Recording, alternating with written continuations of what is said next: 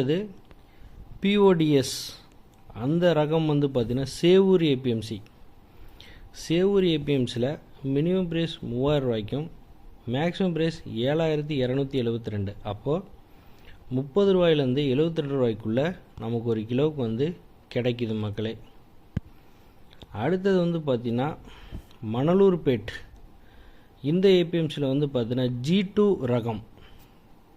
இந்த ரகம் வந்து மினிமம் ப்ரைஸ் 7227 ரூபாய்க்கும் மேக்ஸிமம் ப்ரைஸ் 7227. அப்போ 72 ரூபாய்க்குள்ளே நமக்கு ஒரு கிலோவுக்கு வந்து கிடைக்கிது மக்களே.